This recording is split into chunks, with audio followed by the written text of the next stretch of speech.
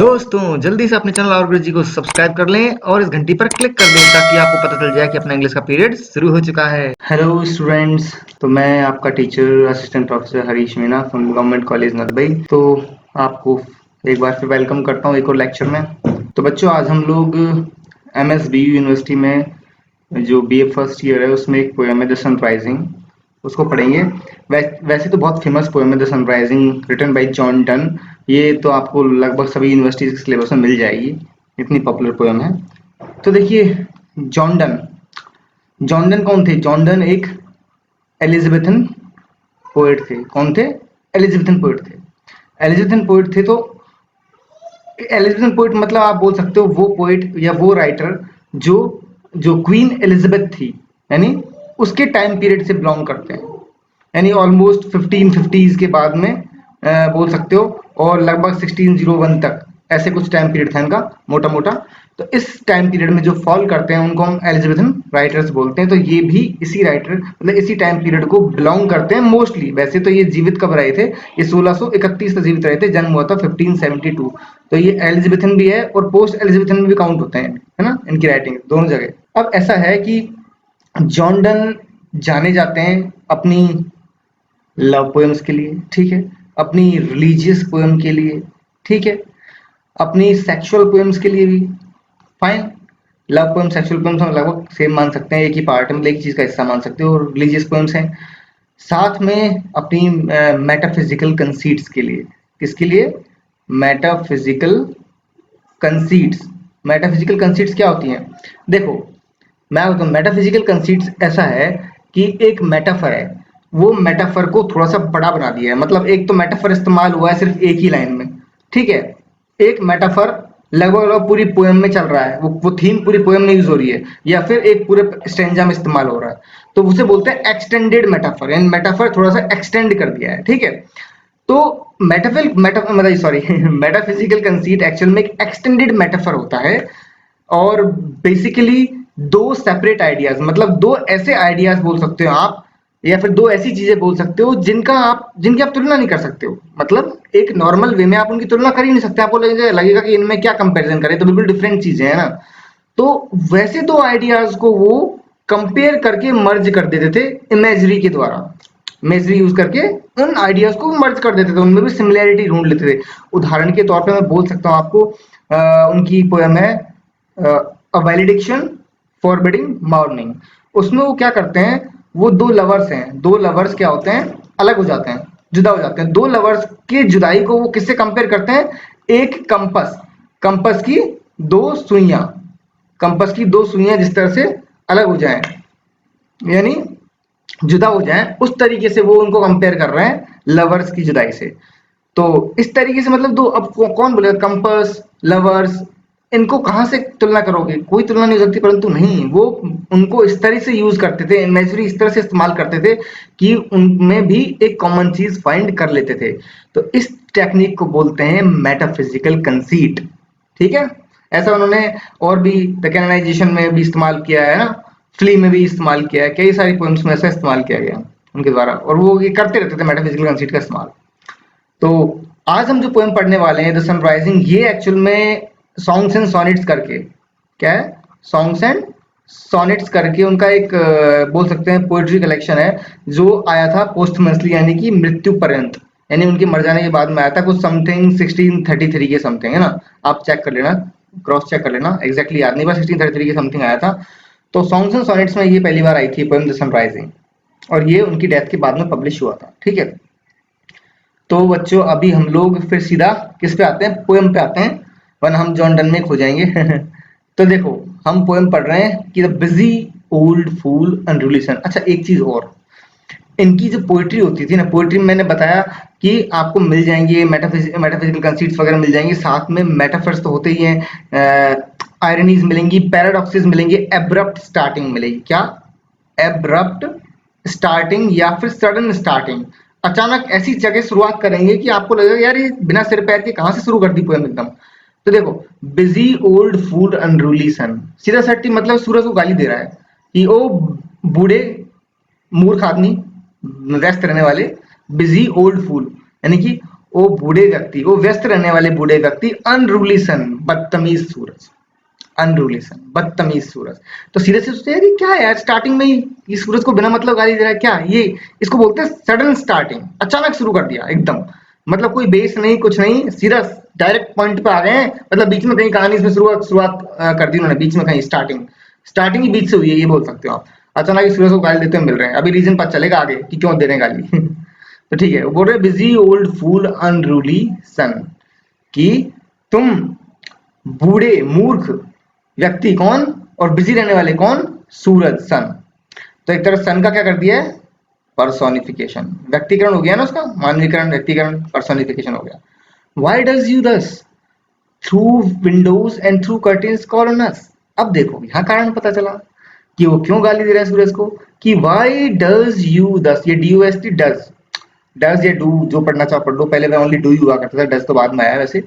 तो या तो बोल सकते हो इसको, वाई डू यू दस, कि तुम क्यों थ्रू विंडोज, खिड़कियों के द्वारा, and through curtains call on us, और पर्दों के बीच में से कॉल ऑन अस, हमको पुकारते हो, या हमको, हम पर अपनी नजर गड़ाते हो, हम पे झांकते हो।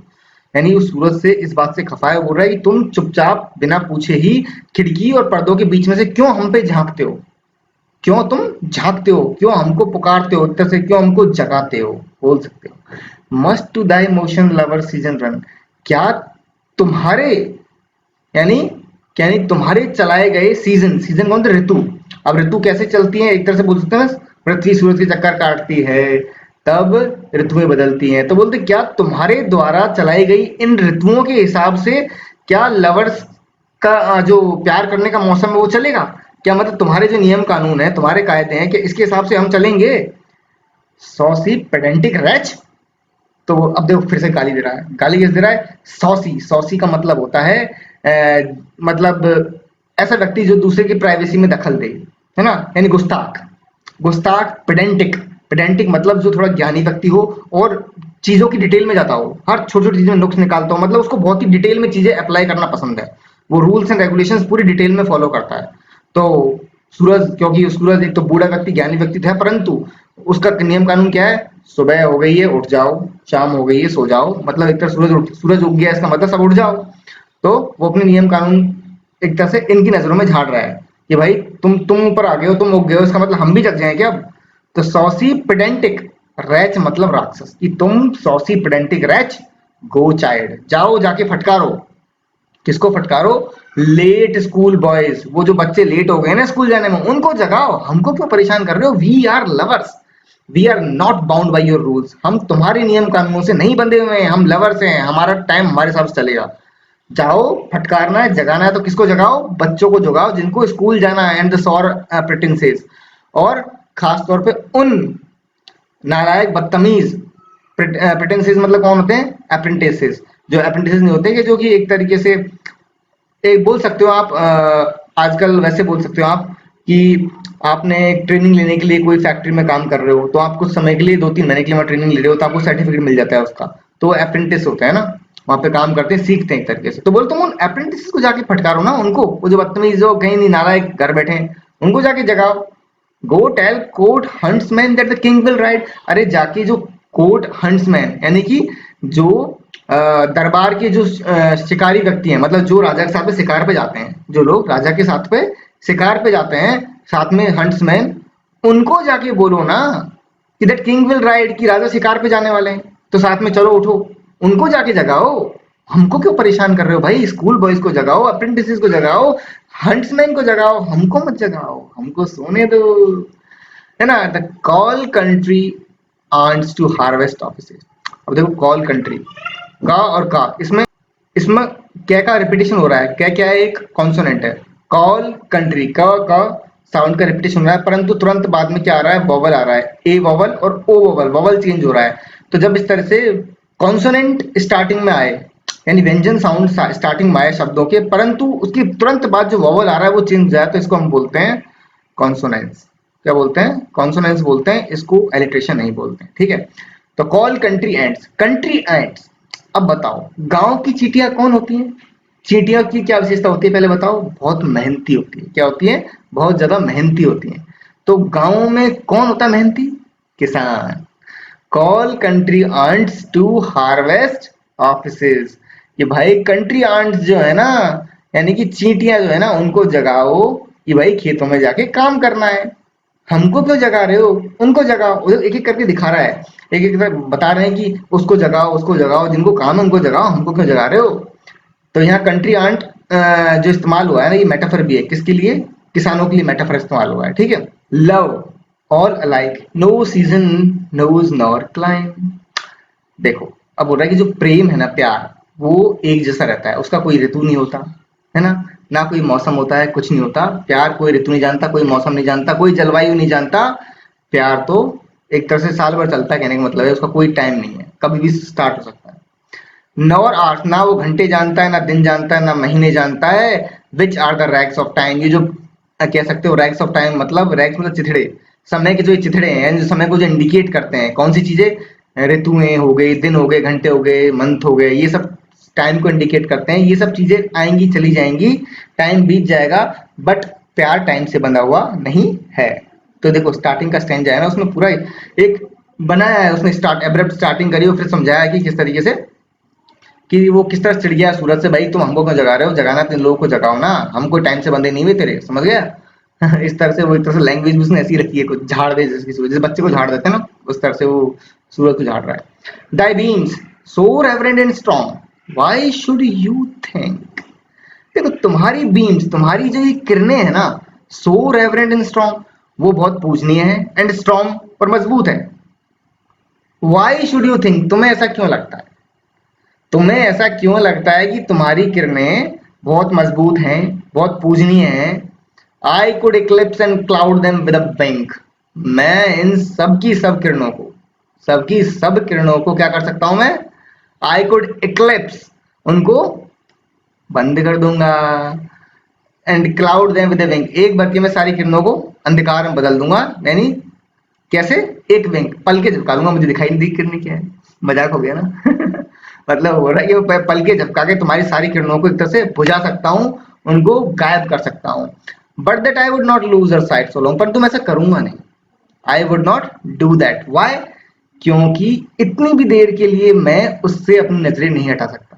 किससे बोल रहा है वो? अपनी प्रेमिका के लिए बोल रहा है कि अपनी प्रेमिका या वाइफ जो भी है, उससे मैं अपनी नजरें नहीं हटा सकता, इसलिए मैं तुम्हारी किरणों को मतलब एक तरह से गायब करने के लिए पल के नहीं झपकाऊंगा, क्योंकि मैं अगर पल के झपकाऊंगा तो मैं अपनी प्रेमिका से नजर हटा लूंगा, और मैं इतनी सी देर के लिए भी नजरें नहीं हटाना चाहता।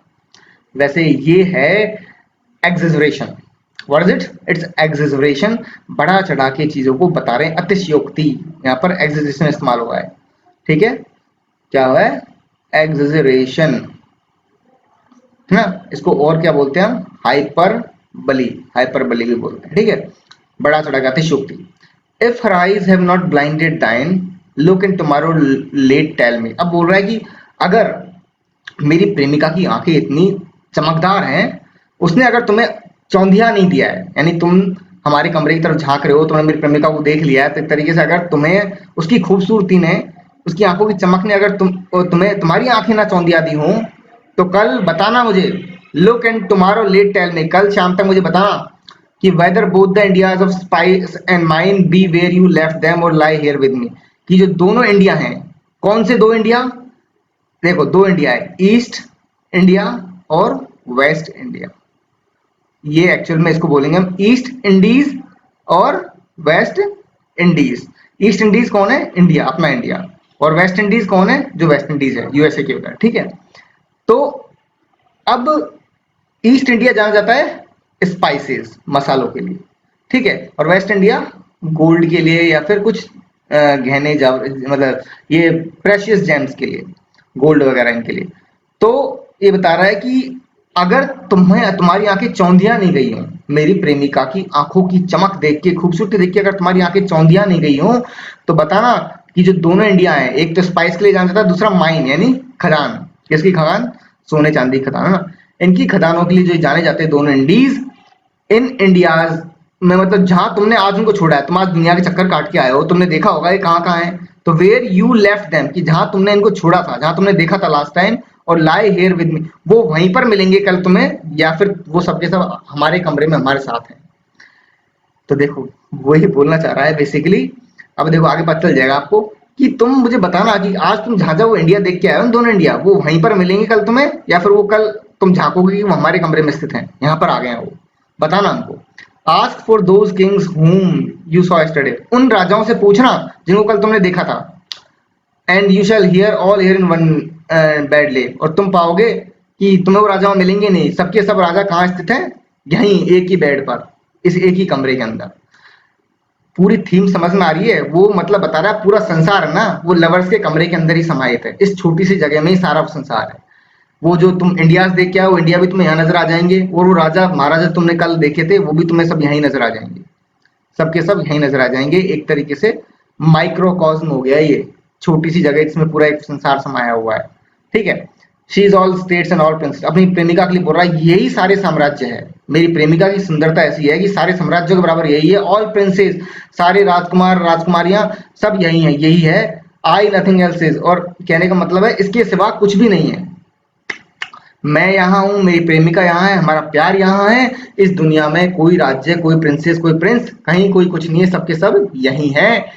Princess do but play with us, princess हैं पर कहाँ है, वो हमारे साथ खेलते हैं हमारे कमरे में। Compare to this all honours make all wealth alchemy, और हमारे यहाँ पे जो आनंद मिलता है उन सबको, कंपेयर टू दिस से तुलना की जाए तो सारे के सारे सम्मान दुनिया में क्या है, नकली है, सब नकली सम्मान है। असली सम्मान तो प्रेमियों के साथ रहना है, यानी लवर्स के साथ जो समय व्यतीत करता है वही असली सम्मान है। ऑल वेदर एल्केमी, और sorry all wealth alchemy, alchemy मतलब नकली धन वगैरह ये, और सारा जो धन है वो नकली है।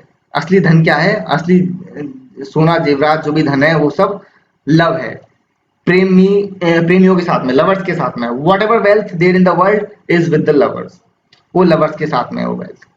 यू सन, तुम सूरज, are half as happy as we, तुम तो हमसे आधे भी खुश नहीं हो, यानी कहने का मतलब हम जितने खुश हैं तुम उसकी तुलना में आधे भी खुश नहीं हो। In that the world contracted दस दाइन एज सिक्स, अब बोल रहा है कि देखो जिस संसार में हम रह रहे हैं, इन दैट वर्ल्ड कॉन्ट्रैक्टेड दस, यानी जो संसार कॉन्ट्रैक्ट यानी सिकुड़ के हमारे इस कमरे में ही पूरा आ गया, पूरा संसार सिकुड़ सिकुड़ के हमारे कमरे में आ गया, तो हम पूरी दुनिया के मालिक हैं, हमें सारी खुशियां इस इतनी सी जगह में मिल रही हैं। तो हम इस जगह पे जितने खुश हैं ना, तुम अपनी दुनिया में आधे भी खुश नहीं हो, वो सूरज से ये बोल रहा है। दाइन एज आस्क सीज, अब वो लास्ट में बोल रहा है देखो तुम बूढ़े तो हो गए हो ना, अब तुम्हारी जो उम्र है ना वो आराम चाहती है। आस्क ईज, उसे आराम चाहिए। And since thy duties be to warm the world, और क्योंकि तुम्हारी ड्यूटीज भी ऐसी हैं कि तुम्हें इस पूरे संसार को क्या करना है, गर्म करना है, वार्म करना है। दैट्स डन इन वार्मिंग अस, तो ऐसा करो तुम हमको गर्म कर दिया करो, हम ही को दे दिया करो रोशनी, ठीक है? क्योंकि जब पूरी दुनिया यहीं पर है, हमको गर्म कर दोगे तो पूरी दुनिया गर्म हो जाएगी, ये कमरा गर्म हो जाएगा तो पूरी दुनिया गर्म हो जाएगी। दैट्स डन इन वार्मिंग अस, यानी तुम्हारी जो ड्यूटीज है ना संसार को गर्म करने की वो पूरी हो जाएंगी, हमको गर्म कर दिया करो। दैट्स डन इन वार्मिंग अस, हमको गर्म करने से ड्यूटी पूरी हो जाएंगी। शाइन हियर टू अस, हमारे ऊपर चमको। एंड यू आर एवरीवेयर, और तुम पूरी दुनिया में होगे, यहाँ चमकोगे और रोशनी पूरी दुनिया में फैल जाएगी, क्योंकि यही कमरा है जो पूरी दुनिया को रिप्रेजेंट कर रहा है एक तरीके से। देख लो आप, लवर ने कहाँ कहाँ इमेजिन कर दिया चीज है ना, मतलब ये जो हमारे डन साहब लवर हैं इन्होंने। तो अब this bed thy centre is these walls thy sphere, देखो ये फेमस लाइंस हैं, किसी भी एग्जाम में आ सकती हैं कि shine here to us and you are everywhere, this bed thy centre, ये जो बेड है ना यही तुम्हारा केंद्र बिंदु है। दीज वॉज दाई स्पेयर, और जो दीवारें हैं इस कमरे की यही तुम्हारे लिए स्पेयर है, यानी जैसे पृथ्वी एक गोलाकार गेंद है ना उस तरीके से। पहले एक थ्योरी थी, देखो ये मिडिवल टाइम्स की बात है, 16 सेंचुरी की। उस वक्त तक ये सच सामने नहीं आया था कि जो पृथ्वी है ना वो सूरज के चक्कर काटती है, पृथ्वी सूरज के चक्कर काटती है। पहले सोचते थे पृथ्वी केंद्र है दुनिया का और सूरज के चक्कर काटता है, ये थ्योरी समझते थे सब। तो इसलिए बोल रहा है कि ये जो बेड है ना यही तुम्हारा केंद्र है, और ये दीवारें है ना यही तुम्हारा स्फीयर है, और तुम इसी के चक्कर काटते रहना। यानी यहीं पर चक्कर काट लोगे तो पूरी दुनिया के चक्कर कट जाएंगे, तुम इसी को अपनी दुनिया समझो। तुम बूढ़े हो गए हो, तुम्हें आराम मिल जाएगा, थोड़ी सी देर में तुम्हारा काम हो जाएगा, यहीं चक्कर काटते रहो, ज्यादा तुम्हें घूमने की जरूरत नहीं है, तुम्हें थकावट भी नहीं होगी। समझ में आ गई चीजें? तो ये ऐसी हमारी पोएम है, बड़ी ही प्यारी पोएम है, सिंपल सी है। अब देखो इसमें, अब देखो कहाँ पूरी दुनिया, कहाँ लवर्स का कमरा, दो डिफरेंट ही कंसेप्ट, दो different idea, room of lovers और द होल वर्ल्ड।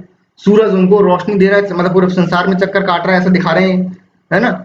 और यहाँ तो भाई वो बोल रहा है कि हमारे कमरे को गर्म कर दो, पूरी दुनिया को रोशनी मिल जाएगी। दो डिफरेंट कंसेप्ट को बिल्कुल ही कैसे मर्ज कर दिया उन्होंने और तुलना कर दी उसकी कि लवर्स की दुनिया है वही पूरे संसार की दुनिया है। समझ गए हो? तो इसे बोलते हैं मेटाफिजिकल कंसीट। ये एक्सटेंडेड मेटाफर इस्तेमाल हो गया पूरी पोएम में। ठीक है बच्चों, तो नेक्स्ट वीडियो मिलेंगे। नेक्स्ट वीडियो में जल्दी डालूंगा। किस पे होगी नेक्स्ट वीडियो? Critical appreciation. इस सनराइजिंग की मैं क्रिटिकल एप्रिसिएशन डालूंगा। ठीक है, टिल देन गुड बाय। और वीडियोस को लाइक शेयर सब्सक्राइब करना, मतलब चैनल को सब्सक्राइब करना, वीडियोस को लाइक एंड शेयर करना और शेयर कर देना बाकी बच्चों के साथ ताकि उनको भी हेल्प मिल जाए। मिलता हूँ जल्दी। Good bye.